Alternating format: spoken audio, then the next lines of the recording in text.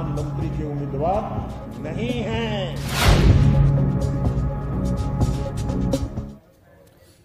नमस्कार, मैं हूं आपके साथ अलीम अतहर। 23 जून को पटना में बीजेपी के खिलाफ विपक्षी दलों की बैठक होने वाली है, लेकिन इससे पहले विपक्षी दल विपक्ष के पीएम पद के उम्मीदवार के सवाल पर समाधान करने की कोशिश में जुटे हैं। शरद पवार के बयान के बाद अब जेडीयू के राष्ट्रीय अध्यक्ष ललन सिंह ने भी पीएम पद की उम्मीदवारी के कयास पर विराम लगाने की कोशिश की है और कहा है कि नीतीश कुमार पीएम पद के उम्मीदवार नहीं है और चुनाव के बाद पीएम का चुनाव होगा। हालांकि जेडीयू नेता अक्सर कहते रहे हैं कि नीतीश कुमार पीएम मटेरियल हैं। ऐसे में सवाल यह उठता है कि अगर नीतीश कुमार पीएम मटेरियल हैं तो पीएम पद के उम्मीदवार क्यों नहीं?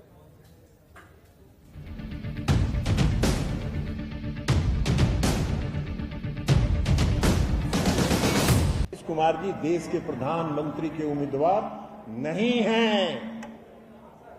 नीतीश कुमार जी प्रधानमंत्री के उम्मीदवार नहीं हैं। जेडीयू के राष्ट्रीय अध्यक्ष ललन सिंह ने नीतीश कुमार के पीएम पद के उम्मीदवारी पर विराम लगाने की कोशिश की।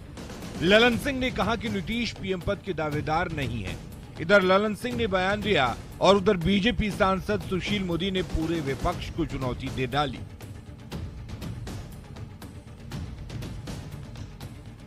सुशील मोदी ने कहा कि अगर हिम्मत है तो पीएम नरेंद्र मोदी के सामने विपक्ष का चेहरा कौन होगा इसकी घोषणा करके दिखाए। हिम्मत तो करे ना घोषणा, कौन मुकाबला करेगा नरेंद्र मोदी को, उनको तय करना चाहिए, क्यों भाग रहे। विपक्ष को सुशील मोदी की चुनौती ने बिहार की सियासत में हलचल पैदा कर दी है।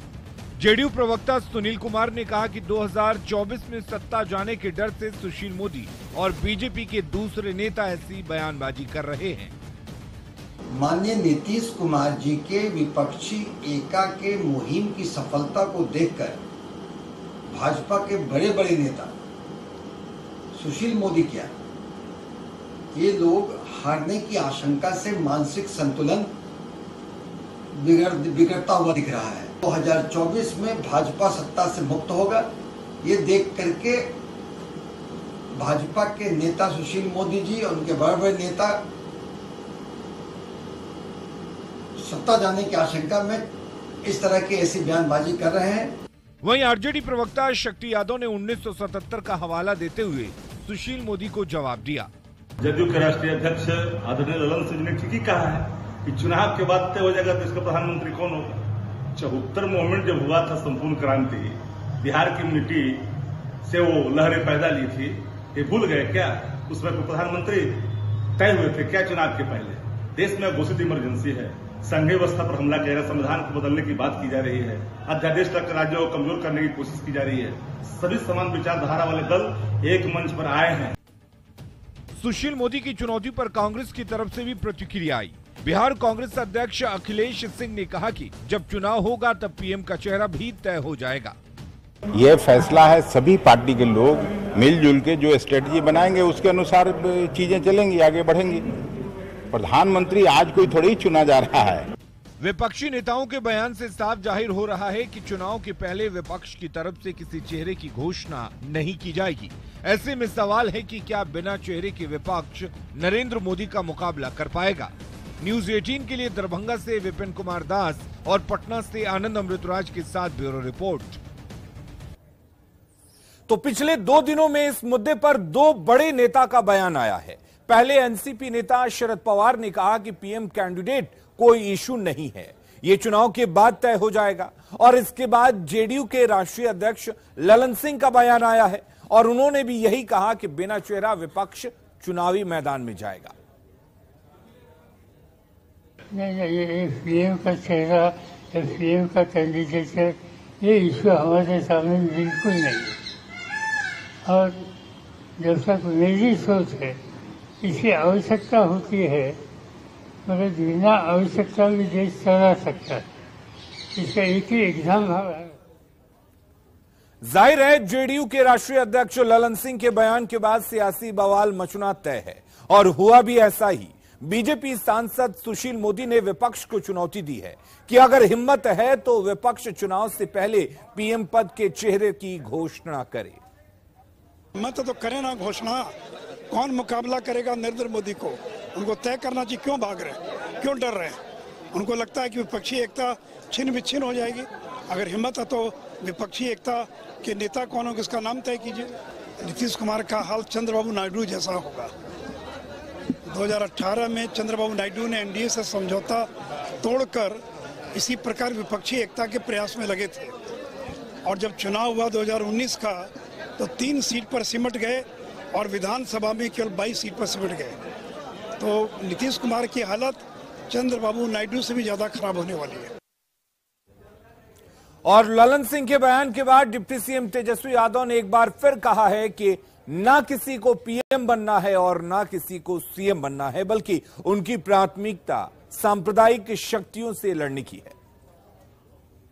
आप लोगों को तो हम बोले ना किसी को सीएम बनना है ना किसी को पीएम बनना है, एकमात्र लक्ष्य है 2024 का मिल करके फिरका पर शक्तियों को देश से भगाना है। जो लोग देश को बर्बादी की ओर लेके जा रहे हैं, संविधान को खत्म कर रहा, लोकतंत्र को खत्म कर रहे हैं, वैसे लोगों को, जो लोग इतिहास को बदलना चाहते हैं, जो लोग दंगा फसाद जहर की राजनीति करते हैं, उन लोगों से हम लोगों को लड़ाई लड़ना है, उसकी तैयारी चल रही है। तो विपक्ष के पीएम उम्मीदवारी पर पहले शरद पवार और अब ललन सिंह के बयान को समझते हैं, क्योंकि इस बयान ने कई सवाल भी खड़े कर दिए हैं। दरअसल 2 दिनों में विपक्ष के 2 बड़े नेताओं ने यह बयान दिया। शरद पवार ने विपक्षी नेताओं को बिना पीएम उम्मीदवार चुनाव में जाने की सलाह दी। पवार ने कहा कि उम्मीदवार की जरूरत नहीं है और चुनाव के बाद पीएम उम्मीदवार का फैसला होगा। शरद पवार के बाद अब ललन सिंह ने बयान दिया। पीएम उम्मीदवार के सवाल पर ललन सिंह ने कहा कि चुनाव के बाद पीएम उम्मीदवार पर फैसला होगा। इसके साथ ही पीएम पद के लिए नीतीश कुमार की उम्मीदवारी पर ललन सिंह ने 2 टूक कह दिया कि नीतीश कुमार पीएम पद के उम्मीदवार नहीं हैं, जबकि जेडीयू नेता नीतीश को अक्सर पीएम मटेरियल बताते रहे हैं।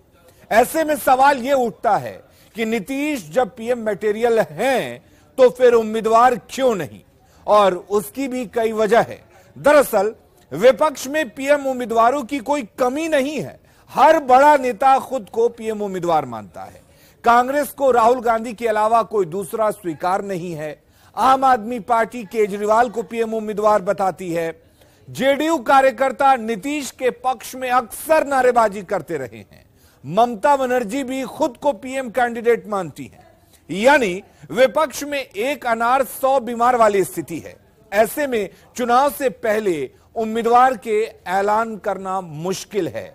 सवाल यह उठता है कि बिना चेहरे का मेन फ्रंट मोदी का मुकाबला आखिर कैसे करेगा। बिना चेहरे वाले विपक्ष पर जनता अगर भरोसा करे तो कैसे करे। सवाल यह भी उठता है कि क्या चुनाव के नतीजों के बाद पीएम कैंडिडेट पर घमासान नहीं होगा। तो कुल मिलाकर विपक्ष के सामने चुनाव से पहले और चुनाव के बाद भी कई चुनौतियां हैं, जिसका सामना विपक्ष को आने वाले दिनों में करना होगा।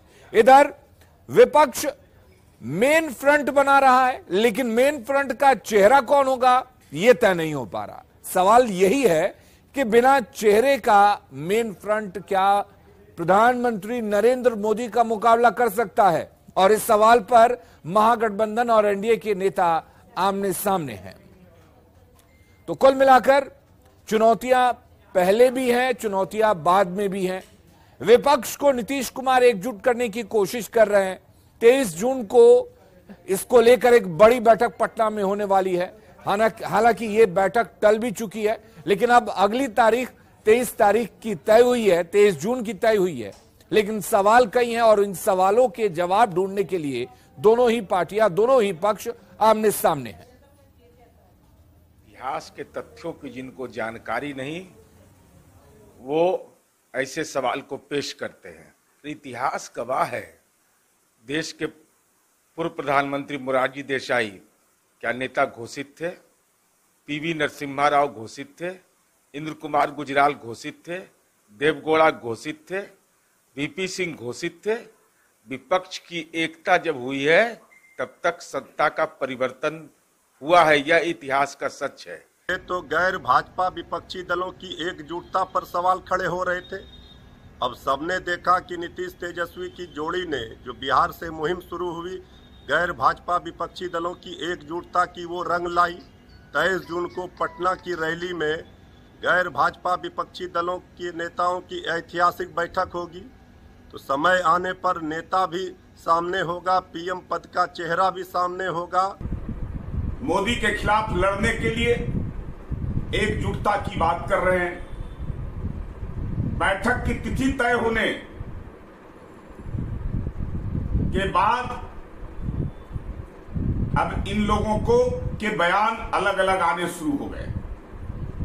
जहां कांग्रेस राहुल गांधी और प्रियंका की बात कर रही है, 23 तारीख को सभी नेता जुट रहे हैं पटना में, चाय पिएंगे, चर्चा भी होगी, लेकिन नेता तय नहीं हो पाएगा, क्योंकि हर एक नेता का अपना महत्वाकांक्षा है। वो चाहे ममता बनर्जी हो, शरद पवार हो, स्टालिन हो, केसीआर हो, अरविंद केजरीवाल हो, सब हर एक नेता प्रधानमंत्री का कहीं ना कहीं दावेदार है। और यहाँ चुनाव चेहरों पे नहीं, व्यक्ति पे नहीं, चुनाव होता है सिद्धांतों पे, चुनाव होता है दलों के बीच में।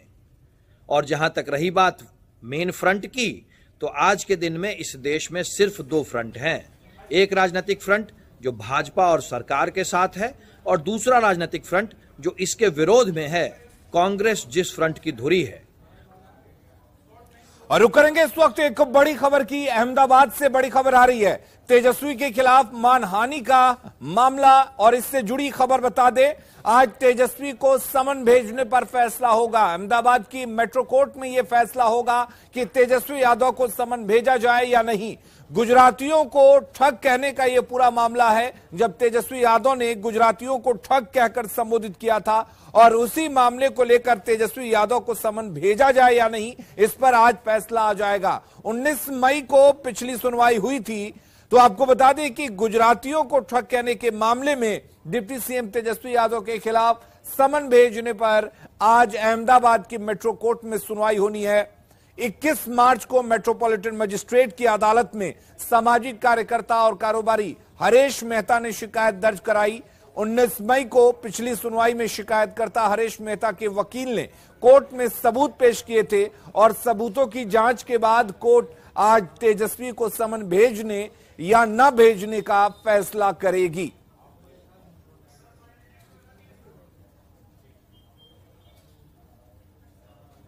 और अब बात दरभंगा एम्स की, जिसके निर्माण पर ग्रहण लगता दिख रहा है। बिहार सरकार ने एम्स के लिए शोभन बाईपास में जो जमीन दी, उस पर एम्स का निर्माण नहीं होगा। इस संबंध में भारत सरकार के स्वास्थ्य एवं परिवार कल्याण मंत्रालय ने पत्र जारी किया है। पत्र में कहा गया है कि शोभन बाईपास में एम्स निर्माण के लायक जमीन नहीं है। दरअसल बिहार सरकार ने शोभन बाईपास में 150 एकड़ जमीन दी थी, साथ ही जमीन की भराई के लिए टेंडर भी जारी कर दिया था, जिसके बाद केंद्रीय टीम ने स्थल का निरीक्षण किया, और केंद्रीय टीम की रिपोर्ट के आधार पर स्वास्थ्य एवं परिवार कल्याण मंत्रालय ने वहां एम्स के निर्माण के प्रस्ताव को खारिज कर दिया है। प्रस्ताव खारिज होने के बाद बीजेपी सांसद सुशील कुमार मोदी ने बिहार सरकार पर निशाना साधा है। नहीं चाहते कि नरेंद्र मोदी को श्रेय मिले, नहीं तो ये दरभंगा का एम्स इतिहास कभी नीतीश कुमार आपको माफ नहीं करेगा। आपने उत्तर बिहार और मिथिला के लाखों लोगों को इलाज कराने से वंचित कर दिया, केवल इसलिए कि श्रेय नरेंद्र मोदी को न मिल जाए। लोग कहेंगे कि नरेंद्र मोदी ने एम्स बनवाया। इससे पहले तो कहते रहे कि दरभंगा मेडिकल कॉलेज को अपग्रेड कर दीजिए, फिर कहेंगे साहब मैं जमीन दे रहा हूं दरभंगा मेडिकल कॉलेज परिसर में, फिर एक और जगह कहीं जमीन दे दिया, और जब केंद्र की टीम आई तो कहा कि वहां तो बिल्डिंग बनाना संभव ही नहीं है, रिजेक्ट कर दिया। 5 साल हो गया करीब, आज तक दरभंगा एम्स का निर्माण प्रारंभ नहीं हो पाया, क्योंकि बिहार सरकार ने जमीन उपलब्ध नहीं कराया। दल युग के सांसदों ने पत्र लिखा है प्रधानमंत्री को, 20 सांसदों ने, कि दरभंगा से हटाकर एम्स को सहरसा ले जाया जाए। मेरे मित्रों, जो लोग एम्स के साथ राजनीति कर रहे हैं, साजिश करें, याद को कान खोल कर सुन लो, कि लोकसभा चुनाव के लिए कांग्रेस की एक सीट भी नहीं जीत पाओगे, एम्स के मुद्दे पर चुनाव लड़ेंगे, एक सीट भी जीत जाएगी। तो एम्स निर्माण को लेकर पेंच फंसा हुआ है। पहले डीएमसीएच परिसर और अब शोभन बाईपास के पास एम्स बनाने की बात तो हो रही है, जिसे खारिज कर दिया गया है। इससे लेकर दरभंगा वासियों में नाराजगी है। एक बार फिर से एम्स निर्माण पर ग्रहण लगता दिख रहा है। कल के कार्यक्रम में सुशील मोदी ने कह दिया कि जो जमीन बिहार सरकार ने दिया था उसे केंद्र सरकार ने ठुकरा दिया है। हम अभी खड़े हैं डीएमसीएच के उस जमीन पर जहां पहले ही बिहार सरकार ने ये जमीन दिया था, जो 81 एकड़ हस्तांतरण भी कर दिया गया था। लेकिन इसके बाद समाधान यात्रा पर 12 जनवरी को नीतीश कुमार दरभंगा पहुंचे थे, जिसके बाद शोभन बाईपास के बाद पास जमीन देने की बात कही गई थी, जिसको लेकर टेंडर प्रक्रिया भी बिहार सरकार ने किया, कैबिनेट से भी पास कर दिया। जिसके बाद केंद्र से एक टीम आई और निरीक्षण करने के बाद अब जो लेटर वायरल हो रहा है उसमें ये कहा जा रहा है कि वो जमीन उपयुक्त नहीं है। ऐसे में फिर से एक बार एम्स निर्माण में देरी हो, लेकिन अब जो प्रक्रिया यहाँ के आम लोग क्या इसको लेके बताएंगे, क्या है स्थिति, क्या लगता है? नीतीश का पहले ही जो 81 एकड़ दिया था, अगर उसी पर बन गया होता तो आज तक एम्स का काम चालू हो गया होता। लेकिन ऐसे लो लैंड पर दिया है जहाँ 22 से 23 फीट लो है और प्लस जल जमाव का जल क्षेत्र है, जहाँ पानी बाढ़ आने पर भरता है और उसके बाद वहाँ से निकलता है। तो वहाँ अब और बिल्डिंग बनाने के लिए कम से कम 10 मीटर चाहिए। तो 10 मीटर मट्टी भरने का मतलब हुआ 34-35 फीट, और 34-35 फीट अगर मट्टी भरता है तो बिल्डिंग कैसे ठहरेगा, बिल्डिंग बनेगा कैसे? इसलिए उस तकनीकी कारणों से रिजेक्ट किया है। वहाँ का सॉइल भी अच्छा नहीं, मट्टी भी अच्छा नहीं है। जो भी जमीन दे रहे हैं उसे भूमाफिया और इस सब के चक्कर में पड़ के ये लोग अपना धंधा पानी कर रहे हैं। लोग ये जो केंद्र सरकार और राज्य सरकार के बीच में जो पैंच फंसा हुआ है एम्स की जमीन को लेकर, इसका कहीं न कहीं खामियाजा मिथिला क्षेत्र के लोगों को उठाना पड़ रहा है। विपिन कुमार, न्यूज 18 दरभंगा। तो कुल मिलाकर दरभंगा एम्स सियासत की भेंट चढ़ता दिख रहा है। ऐसे में महागठबंधन और बीजेपी आमने सामने हैं और एक दूसरे पर जुबानी हमला शुरू हो गया है। दरभंगा में एम्स निर्माण को लेकर केंद्र सरकार की जो ढुलमुल रवैया है, उस वजह से बेवजह विलंब हो रहा है। इससे पहले भी बिहार सरकार ने डीएमसीएच के पास 81 एकड़ जमीन केंद्र को दिया एम्स निर्माण के लिए, उस पर भी अरंगा लगा दिया उन्होंने। एम्स को लेकर जो परिवार कल्याण मंत्रालय की जो चिट्ठी आई है वो साफ दिखाती है कि भारत सरकार बिहार में विकास को लेकर संवेदनहीन है। एक तरफ बिहार सरकार ने जमीन आवंटन किया, 150 एकड़ जमीन पर मिट्टी भराई के लिए टेंडर भी हो गया, लेकिन इन्होंने सारी प्रक्रिया पूरी होने के बाद अब वहां मना कर दिया। और इसको रोक देना कहीं ना कहीं ये राजनीति का हिस्सा है, और इस तरह से विकास के मामले में, स्वास्थ्य के मामले में राजनीति नहीं होनी चाहिए। इस पर राजनीति करने वाली भारतीय जनता पार्टी जनता के बीच में एक्सपोज हो रही है, लेकिन भारतीय जनता पार्टी को तो सिर्फ राजनीति करना है। आखिरकार दरभंगा एम्स का मामला फिर फंसता नजर आ रहा है, क्योंकि बिहार के मुख्यमंत्री नीतीश कुमार जी उसे बनाना ही नहीं चाहते, और ये भारतीय जनता पार्टी और वहां के माननीय सांसद गोपाल जी ठाकुर लगातार कहते रहे हैं कि जो शोभन की जमीन है वहां एम्स नहीं बन सकता और डीएमसीएच को ही एम्स के रूप में डेवलप किया जाए। लेकिन नीतीश कुमार की जिद के कारण आखिरकार दरभंगा एम्स फिर फंस गई, और नीतीश कुमार ने नदी का प्रस्ताव नहीं दे दिया। यही आश्चर्यजनक है, क्योंकि केंद्र सरकार जितने भी विकास के काम कर रही है उसको देख करके नीतीश कुमार उसी प्रकार भड़कते हैं जैसा लाल कपड़ा देख करके सांड भड़कता है। तो नीतीश कुमार जी, जिस प्रकार से सौतेला व्यवहार आपने दरभंगा एम्स के लिए किया है, आपको मिथिलांचल की जनता कभी माफ नहीं करेगी। एक तरफ केंद्र सरकार लगातार लोगों की सुविधा पहुंचाना चाह रही है और आप दूसरी तरफ तमाशा कर रहे हैं, प्रधानमंत्री बनने का ख्वाब देख करके देश में घूम रहे हैं और विकास के काम को रोक रहे हैं। जनता इसका हिसाब 24 और 25 में निश्चित लेगी। तो जिस तरीके से दरभंगा में एम्स के निर्माण पर ग्रहण लगता दिख रहा है, उसकी एक बड़ी वजह सियासत भी है, क्योंकि यहां क्रेडिट लेने की होड़ जो मची है। दरभंगा में एम्स निर्माण पर लगातार सियासत हो रही है। काम महागठबंधन और बीजेपी की सियासत में फंस गया है। दोनों एम्स निर्माण का श्रेय लेने में जुटे हुए हैं। बीजेपी चाहती है कि निर्माण का श्रेय पीएम मोदी को मिले, महागठबंधन चाहता है कि श्रेय उसे मिलना चाहिए।